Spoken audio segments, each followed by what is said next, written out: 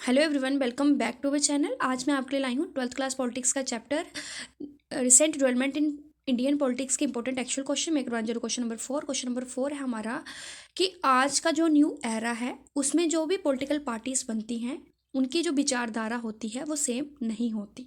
ठीक है, अगर वो एक दूसरे के साथ जुड़कर गठबंधन की सरकार बनाते हैं फिर भी उनकी जो बेस होता है वो आइडियोलॉजी नहीं होता। क्या आर्गुमेंट हैं जो इस स्टेटमेंट को या तो अपोज करेंगे या तो सपोर्ट करेंगे, वो जो अपने आर्गुमेंट हैं उनको पुट करिए। ठीक है, डेफिनेटली सभी जानते हैं कि आजकल अगर किसी एक पार्टी को बहुमत प्राप्त नहीं होती तो वो क्या करती है, वो हमेशा कोशिश करती है वो किसी अन्य पार्टी के साथ जुड़कर गठबंधन की सरकार बना ले, जबकि उनका जो गठबंधन बनाने का जो बेस होता है वो आइडियोलॉजी ना होकर प्रैग्मेटिक कंसिडरेशंस होता है। अब प्रैग्मेटिक कंसिडरेशन क्या होता है? व्यवहारिक, व्यवहार को मैटर करती है जबकि विचारधारा को मैटर नहीं करते। ठीक है, अब जो भी पॉलिटिकल पार्टीज एक दूसरे के साथ जुड़ती हैं उनमें आइडियोलॉजिकल एग्रीमेंट नहीं होता, एक जैसी विचारधारा नहीं होती।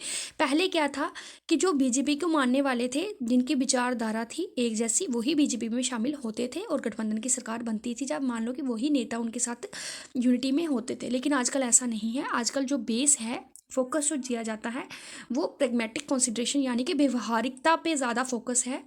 ठीक है, आइडियोलॉजी पे नहीं।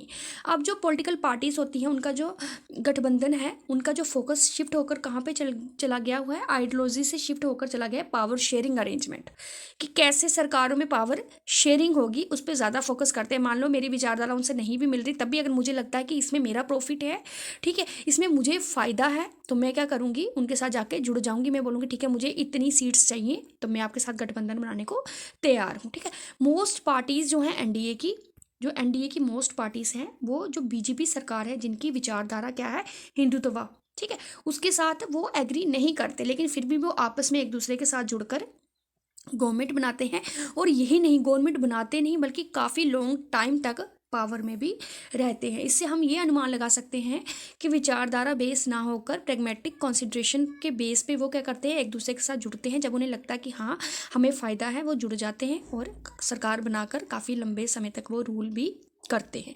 Thank you.